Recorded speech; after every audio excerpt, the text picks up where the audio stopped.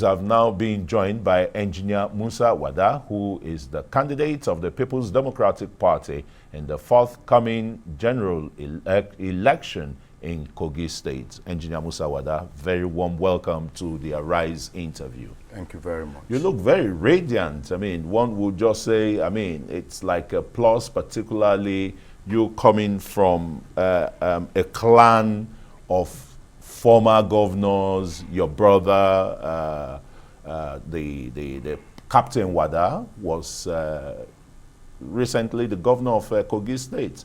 You're married to the first daughter of a former governor of Kogi State too. And here you are in the fray again, even defeating your own brother, your elder brother in the primaries. What's the magic? Basically, I think this is just sheer providence. My father-in-law was the former governor of Kogi State. As at that time, I didn't think of politics.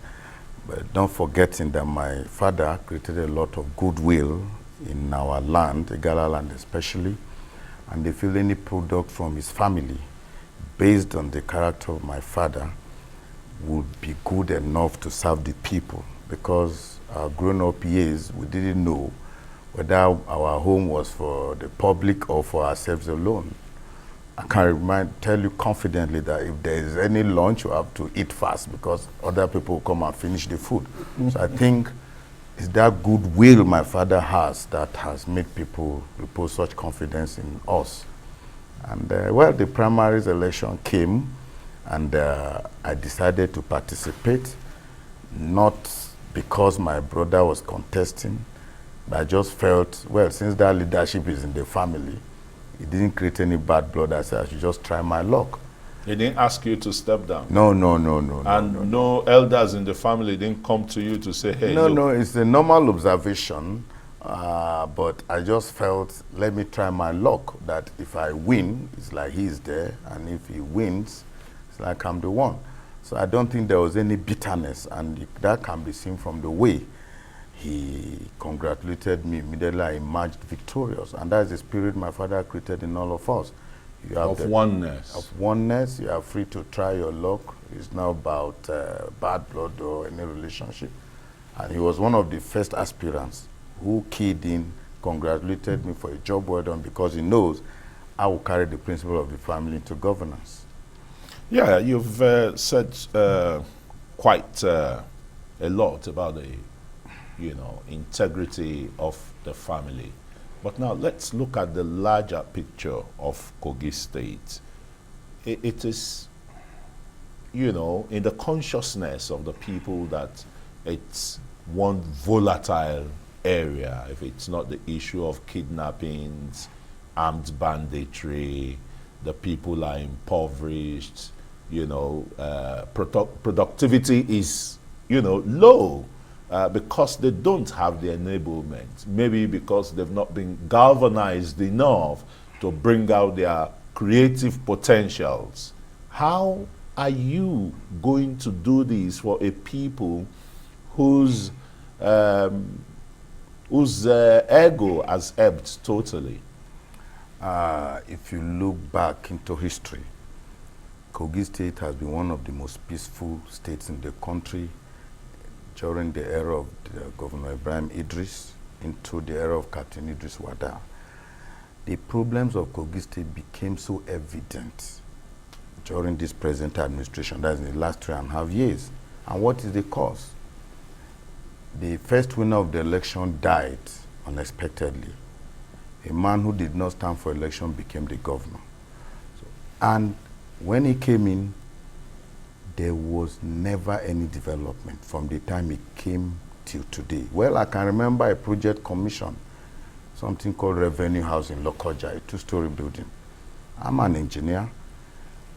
A state that you don't pay civil servants as at when due, I think there's a backlog of over 10 months. He claimed, the sitting governor claimed that those backlogs are occasioned by ghost workers that your brother, the former governor, put on the payroll. Is that true? But how can that be true? How many months' salaries was Governor Idris Wada owing before he came to power? Maybe 2-3 months alone. Should governors be owing? They have their revenue allocations. Yes, they have their revenue allocations. So what do they do with the money that you can't pay workers their salaries? It all depends, like you rightly said, how much allocation is coming to Kogi State. Maybe, I'm not sure, but not more than like 3 billion thereabout. And you have a wage bill of over 2-point-something billion. And the present governor claimed the staff strength was full of ghost workers. He started the process of verification of ghost workers for almost 3 years. And in that process, salaries were not being paid. The excuse was that the verification process has not been concluded. Now there are backlogs of salaries up to 10 months. Go and verify, you are a journalist. But of course, there will be these claims that they pay salary up to date. But it's far from being true. I have relations, I have friends in the service of Kogi State. Now, the ex-governor Wada was just owing about 2 months. Now you brought in a process of verification which never ended. Whether it's ended now, I'm not sure, I don't know. And if you are verifying, there should have been a process of paying the people based on your verified list. As I speak with you, many workers are being owed salaries. There is no development of any sort in the state. And of course, people have lost confidence in themselves because I come from the civil service background. I know what it feels when you are not paid salary at the end of the month. If nothing, you should have at least been paying the monthly salaries of workers. And of course, the human capital development will be stable. They've lost confidence in themselves. I mean, Kogi State is the opposite of itself, looking at the immediate pastoral administration. It has never been this bad. Yeah, it is really, really sad, you know, to see situations like that, you know. So, but let me rephrase the question I asked earlier, although you tried to answer it that before now, Kogi State was peaceful and the rest. But what comes to mind when you think of election in Kogi State these days will be the fear of violence. Why is that so? Yeah, because you see, the present governor will claim he has won the whole seats in the assembly, he has won the whole Senate, he has won the whole seats in the House of Reps. But all of us in Kogi know exactly how elections is carried out under their regime. It's all about violence, the unemployed. There are so many in Kogi State, Togri, they shoot and then the voters scamper for safety, and in the process they snatch out the ballot boxes. Every Nigerian, we in the PDP know that Kogi is traditionally a PDP state. There is nowhere under a free, fair, credible election. That election in 3 hours is concluded. But I can tell you authoritatively there are a lot of youths being armed by this current government because of their very, very poor performance. There is no way they can win any election in Kogi again. So my advice is simple. They should not continue arming the youth. And you can go and verify this when this election comes. We in PDP are for free, fair, credible election. Based on our past track record in Kogi State, from Governor Ibrahim Idris to Captain Idris Wada, we are sure of winning this election because we have a lot of issues to talk about. We have a lot of issues that will bring us to power easily because when you compare this government and the past governments of PDP, the difference is as clear water.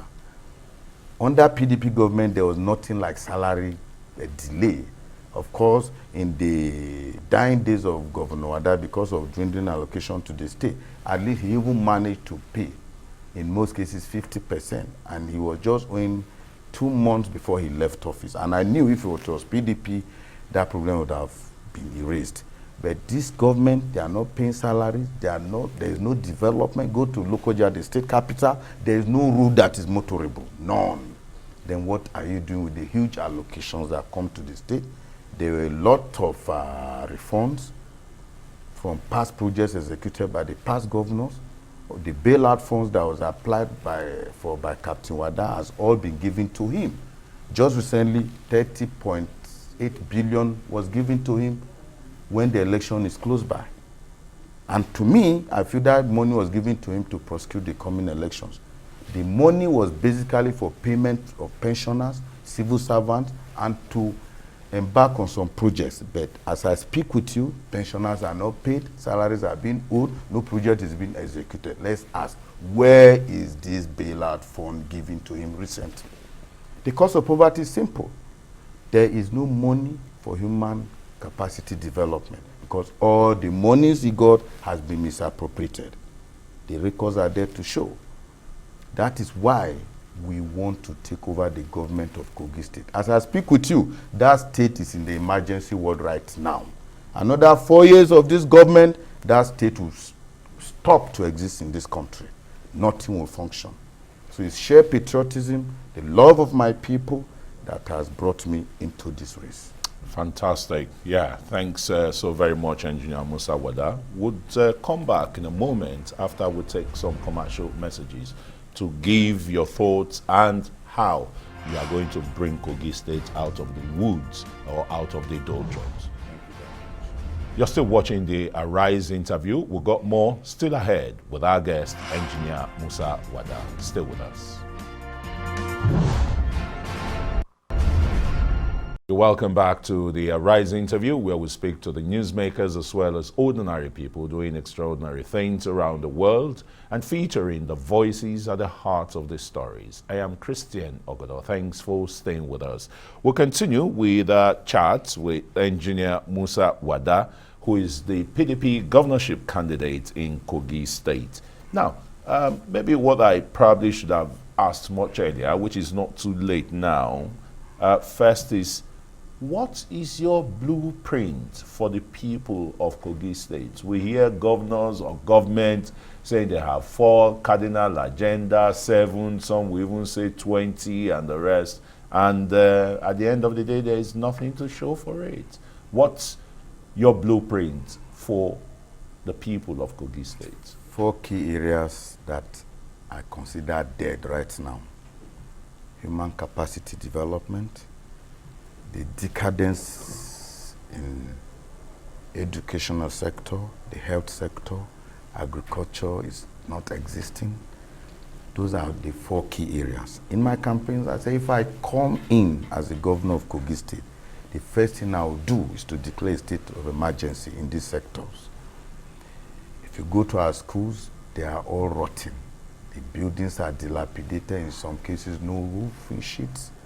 If you go to the health sector, the hospitals, no drugs, no windows. Imagine having a malaria, you go to a hospital, if it's 8 o'clock, no light, no generator is functioning. So everything is bad. So the 4 key things I will face: the decadence in the health sector, in the educational sector, agriculture is dead, nothing is happening there, and human capacity development. What exactly are you going to be doing in agriculture? Because I know Kogi, the Central Bank of Nigeria, for example, yes, is pumping a lot of funds into cassava development. Yes, yeah. In Kogi State? Yes. Remember, in the era, I'll refer to the ex-governor, in the era of Captain Idris Wada, there was something like Kogi rice. The minister then was Mr. Additional, and he commended the state government for the improvement made in the production of rice. It's there for the records. Is this still there? It's no more there. He's left. When he left, everything he started died with him.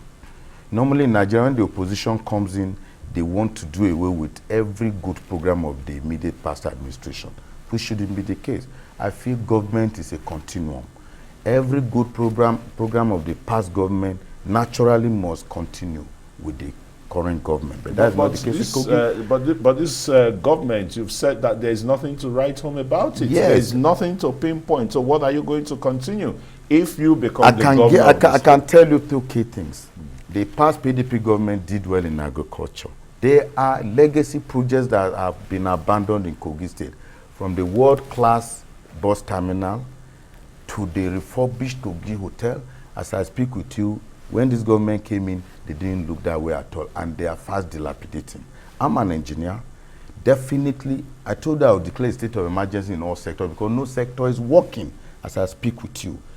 And by declaring state of emergency, there will be serious concentration, 1, on the educational sector, like I told you earlier, the health sector, and agriculture.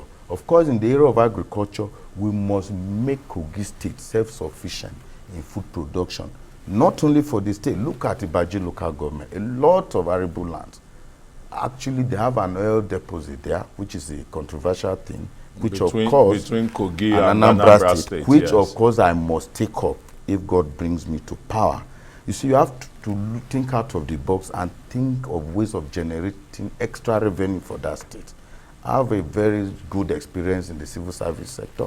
I've worked in the maritime sector, and I know how monies are generated, especially through private sector participation. The Kogi state is a nodal town. It has advantage of location. From Kogi, you reach southwest, southeast, north central, northeast. You have mineral deposits in Kogi State, from limestone to coal.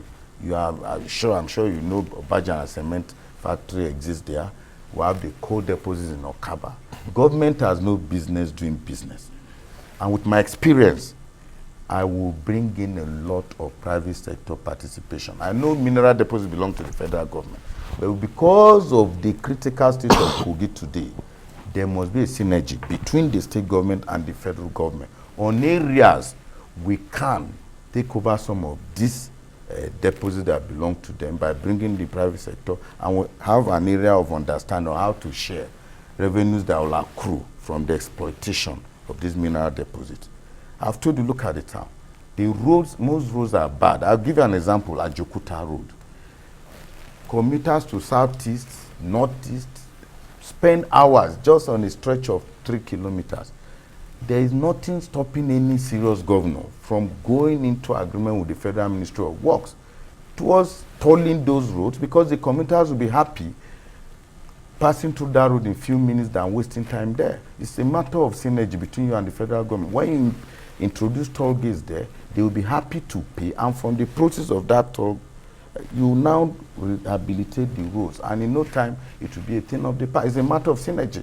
So there's a lot of things to do with the vantage location of the capital. Absolutely, of Kogi State.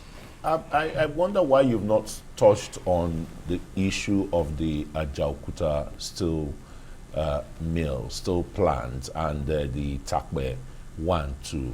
Very gigantic projects that the Nigerian government has spent billions upon billions upon billions of dollars. Some experts' advice is that the plant is about 90% complete. If you become governor of the state, it's a federal government project. How would you be liaising with the federal government to get that plant to fruition? If you go memory lane, there has been a lot of visitation by immediate past ministers of steel to Ajokuta steel plant, and nothing concrete has come out of those visitations. Well, if by the grace of God I take over the government in Kogi State, the first thing I told you before, there will be a great synergy between Kogi State government and the federal government. I will cry to the federal government of all areas of neglect where I think, if made active, will be to the betterment of the state and the federal government themselves.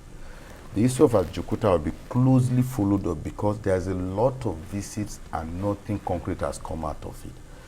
Definitely, it's one of the major things I will take up with the federal government, because the more it stays as an engineer, it's all about mechanical equipment that are getting obsolete.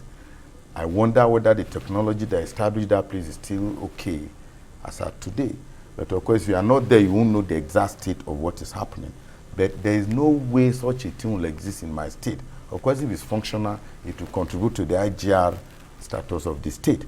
And it's one of the major, the first thing I'll take up very seriously. And by the grace of God, we'll see to the conclusion of all decisions to be made about Ajokuta State Complex. It's becoming almost a liability to the state. It's occupying a large expanse of land, and we're not generating anything from there. I think by the grace of God, if I become the governor of Kogi State, it's one of the real areas we'll do everything needful to make sure it functions to the benefit of Kogi indigenes and Nigerians in general. Okay, just before we go on break, let me quickly seek your thoughts about the River Niger. You know, Kogi is described as a confluent state, and yet the tourist potentials are not being developed. Look at the waterfront in Lokoja. All we see are probably rice farms and cattle grazing, when in other climes that would be a huge center for tourists and the rest. What kind of plans do you have for the tourism industry in Kogi State? Basically, I've lived in Lagos most of my life. So you're a Lagos boy, I'm as a they Lagos say. boy. I will still continue to be. Now, do you think the people will relate with you? No, I'm a homeboy too. There is no holiday I don't go home, from Salah to Christmas, and I know what beaches have contributed to the entertainment industry of Lagos. It's in my blueprint. I'm a very outgoing person. I would love Lokoja to be like the Lagos I know. And I've always wondered, we used to have Confluence Beach Hotel, which was a place of attraction. The government does not need to do business, just like you said. So I'm sure the people will be expecting it will be that private you... sector driven. Yeah. Of course, I've lived in Lagos. I know you have all these beach resorts from Ekpe through the Lekki corridor. They are all private sector driven businesses. And of course, I can't wait to come to Lokoja. I've actually been talking to those people on just personal grounds that Lokoja, being a confluence town of River Niger and Benue, there's a lot to be done by the waterfront. And I want the entertainment industry, especially beach life, that will attract a lot of visitors from all over the country. And it's one of the major things in my blueprint that will be executed by the government of PDP. If I come in, and I can tell you confidently, the entertainment industry in Lokoja will not be the same if Musa Wada comes in as governor. But this would be in the midst of the huge security challenges that Kogi State, faces. Yes. How are you going to redress that? Before now, I've told you, Kogi State was one of the most peaceful states in the country. But when you have a government that encourages thuggery, that feels giving arms to youths to perpetuate them in power is the order of the day. If there's no election, what are those youths going to do with the guns? To torment people. Of course, if there's no election, they use those guns to become kidnappers. They use those guns to become armed robbers. And that is why I'm insisting. Security is one of the cardinal points in what I'm going to tackle when I become governor. What is security? If there is human empowerment. See, this non-payment of salaries leads to a lot of things. If you are not paid, I come from the civil service background. A week after the end of the month, if you are not paid, you become something else. The insecurity is tied to poverty. A state you don't pay salaries. A state there is no human capacity development. A state there is no infrastructure development. How would if there are no contracts, how would the many unemployed hands be involved in doing one thing or the other? Back in the days, there were small contracts going on in the state. If you are not in the civil service, you have something to do as artisan. So basically, if these things are addressed, the poverty level will come down. Poverty is directly proportional to insecurity. All right, Engineer Wada, we're going to take more commercial messages now. And you're watching the Arise interview. We'll still got more to come with our guest. Stay with us. You're welcome back to the Arise interview, where we speak to the newsmakers as well as ordinary people doing extraordinary things around the world and featuring the voices at the heart of the stories. I am Christian Ogodo. Thanks so very much for staying with us. We're continuing with our interview with the People's Democratic Party governorship candidate in Kogi State, Engineer Musa Wada. He says he's a Lagos boy and as well as a man of the people back in Kogi State. But let me take you on the seeming rancor in your party, the PDP, where one of the candidates you defeated, Senator Dino Melaye, turns down your request for him to be your campaign DG. Does that not put you and your party in a disadvantage because it looks as if your house is not united? There is a misconception about Dino turning down his appointment as the DG of the campaign.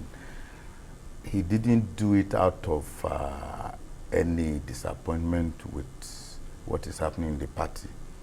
I think it was just blown out of proportion. It was not just convenient for him to become the DG.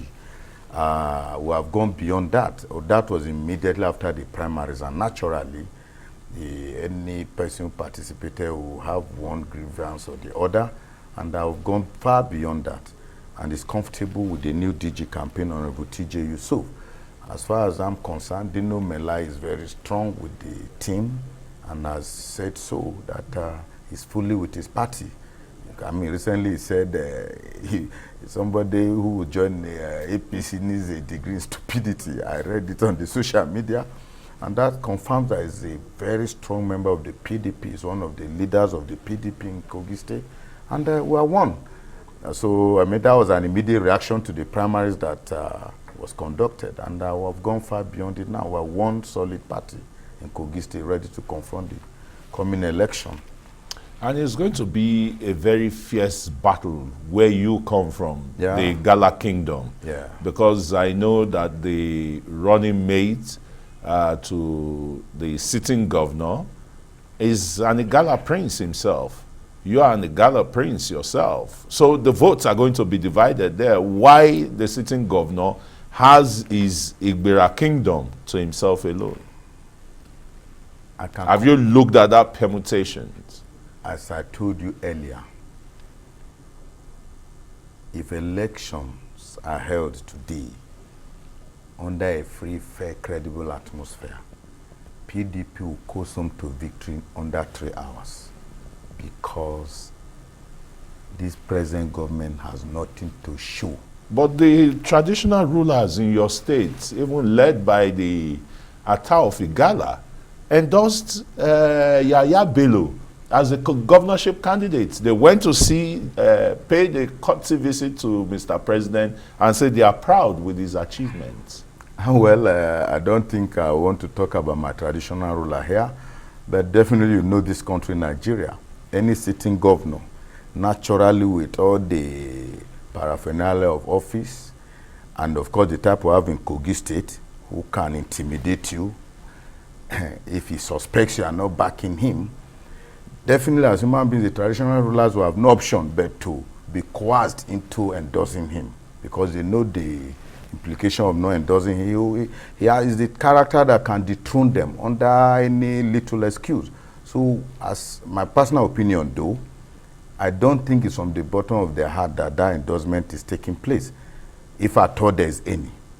As far as I'm concerned, no right-thinking Kogite will endorse Governor Bello for a second term. The facts are there. But even the workers are jubilant, saying that he's their messiah. And they are coming out to vote for him again. You see, this government takes delight in media hype. What does it take to blow your trumpet if you have what it takes? He has a lot of money because he's not doing the needful with the money that is coming to the state. So he has a lot of money to coerce people into doing his bidding. I'm telling you the truth. I know what I'm telling you.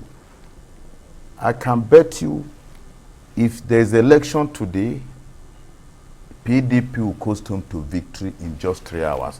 I don't believe anybody in his right senses will endorse Yaya Bello for another 1 day in office. We are just patiently waiting for his time to expire for us to make Kogi State work again. Kogi State has not been working in the last 3.5 years. I'm telling you the truth. I have no reason to lie.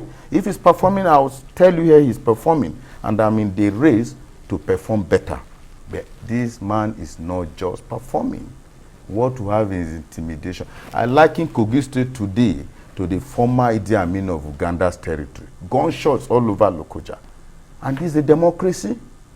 I think the federal government should do a heavy security check on Kogi State to confirm what I'm saying.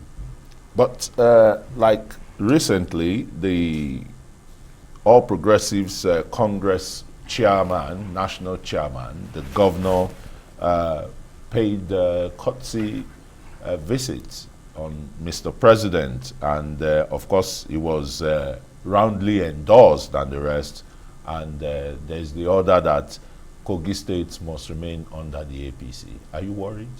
I'm never worried, because we're not in a military regime. Well, I don't know how they run their party, APC. This is a democracy. This is a a democracy, democratically so elected president that is saying that. So. yes, and how can Kogi State remain under APC? It's not a directive, it's about the people. It is you see, the will of the people is always stronger than the power of the barrel of the gun. Well, as a party, they are free to endorse their candidate. I'm in another party, so I won't know the kind of politics they play in APC. But as far as I'm concerned, as a Kogi citizen, I don't think that endorsement was done in good faith. Well, as a national chairman of the party, what do you expect? He has to praise his candidate, whether he's performing or not. So that, I mean, is a problem of OPC, not PDP, who are just getting set for the election come November 16. And what I'm just saying is an atmosphere for free, fair, and credible election. And by the grace of God, PDP as a party is sure of victory. Okay. Kogi State, beyond the volatility, that reigns during the electioneering period, how is the PDP, you are in opposition, how are you galvanizing other opposition parties? Because I know more than 45 parties showed interest, in the primaries, and that INEC witnessed and the rest, but not all the governorship candidates of the parties are going to qualify to run the elections because of certain constitutional provision and electoral provisions. But how are you galvanizing them to support you? Right. Are you getting good feedback from them? Yes, we're talking. We're talking. If you are to ask me, there are three main parties in the coming election in Kogi State. That is the APC, PDP, and the Social Democratic Party, whose candidate is Natasha. Natasha Akpoti. She's a formidable candidate. A very formidable force in the central senatorial district where the governor comes from. And of course, she contested for Senate before. Senatorial, yeah. And the way she pulled in that part of the state is going to be a partner in the coming election. Do you think you'll be wooing her to step down for you? Well, I'm not saying so, but we'll be. Have you reached out? Have you reached out to her? We've been reaching out to SDP, but we've not concluded any talks. But I expect we are going to have a working relationship, not necessarily stepping down for me. Would you be asking her to run as your deputy? It's not going to be possible again. Candidate? Yeah, it's not going to be possible again. Yeah. We have a deputy governorship candidate already.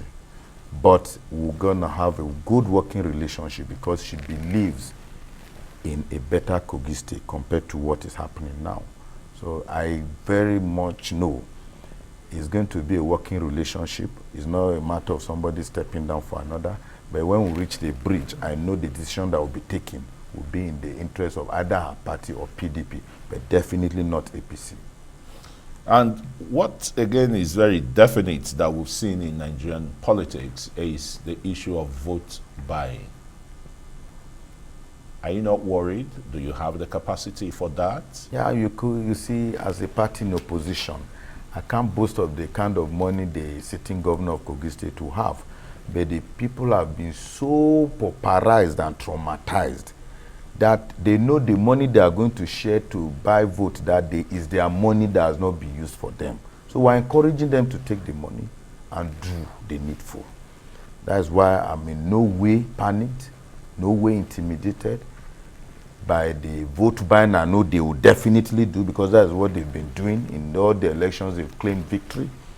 But of course, any fighter is tactics. When the next fight comes, you know what tactics is going to use and take care of those tactics. But for vote buying, I'm encouraging the voters to take the money because it's their money that has not been used for them. But do what their mind tells them to do. And what does their mind, what would their mind tell them to do? Is definitely to vote my party that they have experienced good governance under in the past years before this present government. And another issue that you must be contending with again is the apathy in the system generally. People that you said are impoverished, are pauperized, they've lost, all sense of togetherness to say that they want to come out and vote. are you going to whip that up in them? What kind of encouragement? We have set up sensitization committees to educate the people about what they have gone through in the past 3.5 years. And I can tell you from statistics, they can't wait for these elections to come. Their fear is the violence that is always inflicted on the people by this sitting government. And we have told them, with the kind of government we have, we're appealing to them to come out en masse, expecting that INEC and the security agents will not be partisan in the coming election. As I talk to you, they are very eager to come out, because an average Kogi citizen will tell you another 1 day of Bello's administration in Kogi State is better they leave this world and go. And we are telling them there is hope at the end of the horizon if a PDP government comes in, symbolized by me, Engineer Musa Wada. All right, Engineer, one more time again. We'll go on another commercial break. When we return, we'll be concluding the interview with the Eyes in the Future. You're watching the Arise interview. We'll still got more to come. Stay with us. You're welcome back to the Arise interview, where we speak to the newsmakers as well as ordinary people doing extraordinary things around the world and featuring the voices at the heart of the stories. I am Christian Ogodo. Thanks for staying with us. We say have Engineer Musa Wada. It comes from what you call a clan of governors, either the former governor, Captain Wada, that's the elder brother, and he's also an in-law to Idris, the popular one they called Ibro. Yeah. And now you're gunning for, you know, the same seat as your in-law, your elder brother, and the rest.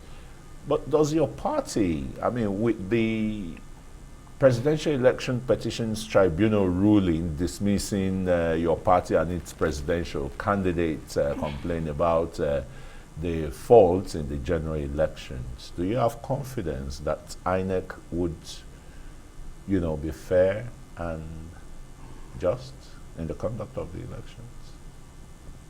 I should hope so. I should hope so.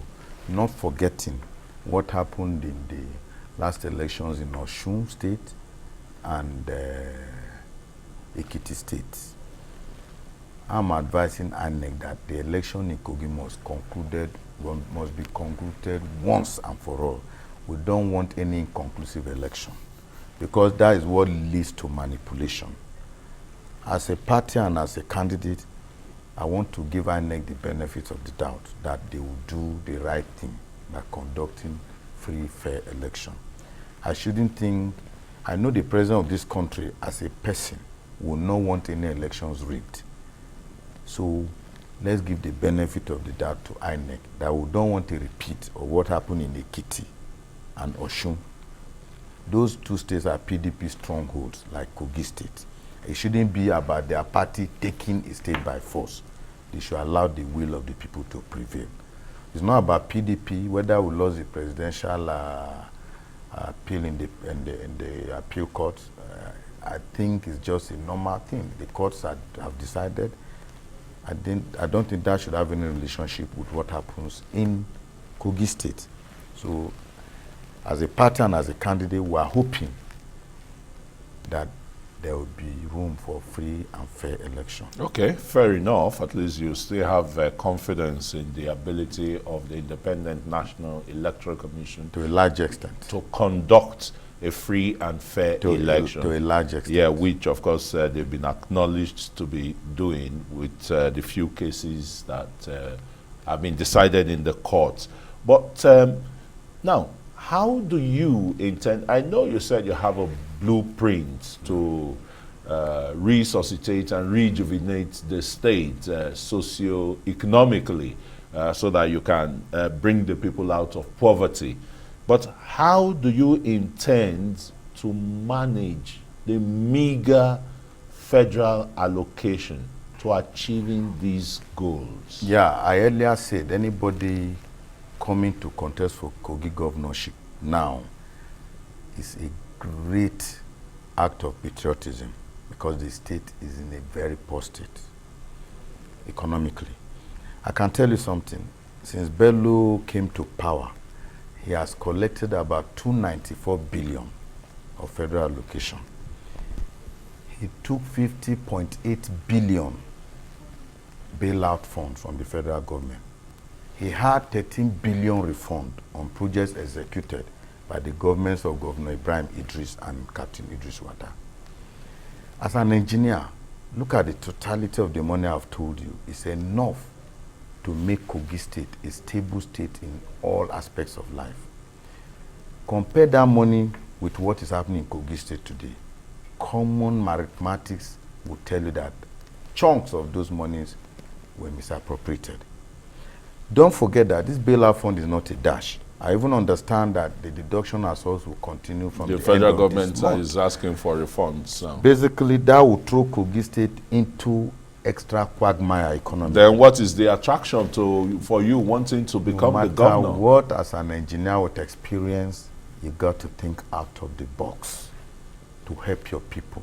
With zeal and patriotism on your part, we'll renegotiate everything done by this government and start as newcomers. That we just assume that Kogi State is just starting to work again. Is that what you'll be telling the workers that are being owed, that you said are being owed 10-month salaries? I will tell you immediately is that I will never joke with civil service salary. No matter how meager the allocation is, if you make salary payment your priority, at least first 6 months, 1 year, to really bring down the poverty level, that is the exact thing I'm going to do. Before we now bring in the private sector to start working on how to move our infrastructural development and in other key sectors. But salary payment, I can assure Kogi workers and pensioners, that will be a priority because I'm coming from that background. I will make it a great priority. Salary payment, not in percentages, full-blown salary payment will be a priority, both to pensioners and civil servants. So that is my, and no matter how meager the allocation is, with more committed and transparent revenue drive to increase our IGR, not by tasking the already poor workers, but there are many ways of generating IGR of a state. Salary payment will be a priority. I can bet you 1 year of continuous full salary payment will bring down the poverty level to a very great minimum. And that will be a priority. If you don't think of hunger, stomach infrastructure, it's only the person that's alive that will be able to drive the developmental process of the state. So that will be a priority. And no matter how meager the allocation is, being from the civil service background, I won't joke with civil servants. There are quite, I mean, the River Niger crisscrosses your state very well. So there are loads of other natural resources in there, but that are not being tapped and the rest. Let's quickly look at the issue of flooding when it occurs. Greater part of Kogi State is usually underwater. The ecological fund, how are you going to use it to redress some of the ecological problems in your state? Thank you very much. The problem with Kogi State, I'm an engineer. If dredging has been carried out over the years on the River Niger, this flooding would have been highly minimized. I told you of a synergy with the federal government. Definitely if I come in, I'll be in the opposition. But of course, government is government. Dredging on River Niger will abate the problem of flooding to a large extent, to a very, very large extent. And I can tell you, if that is addressed, the flooding in Kogi State is just once in a while thing. Yeah, of course, the largest one was in 2012, I think. Yeah, but you look at the destruction it leaves in its wake. Yes, but of course, like I'm an engineer. Why don't we drive the dredging process? Of course, the state cannot afford dredging the whole of River Niger. The contract was awarded some years back, I think under Goodluck Jonathan. I don't know what happened. Because back in the days, if you dredge the river to have enough space to accommodate the volume of water that might come in, that is first thing first. As an engineer, I believe in figures, drawing, and I believe the right thing has to be done. Flooding is a natural thing. If you don't take the steps that will mitigate against such development, this thing will continue to occur. If you notice, the flooding did not take place in this only in Kogi alone. A lot of states are affected. Yeah. So we must produce a combined front telling the federal government to carry out massive dredging of all the rivers that bound the states. Okay, we have just 1 minute to go. Why should the people of Kogi State trust you with their votes? Well, I've told you earlier in this interview, my family is known for goodwill, especially my late father. They are known for their love for humanity. I've been a grassroots person. I'm a Kogi man, full blood, and the suffering of my people is really disturbing me. And that is what prompted me to come into this race. If not, I'm comfortable enough to just stay and be enjoying my life. They know me, I know them. And that is why the followership I have today is so massive. And because of that history of trust in my family and definitely me, they know with me, Kogi State will be great again. Okay, indeed, Kogi State will be great again. Engineer Musa Wada, the People's Democratic Party governorship candidate in the November 16 elections in Kogi State. Thanks so very much for speaking to us on the Arise interview. Thank you very much. Well, that's it for this edition of the Arise interview. Remember to join us again for a fresh edition. I am Christian Ogodo. Thanks for watching.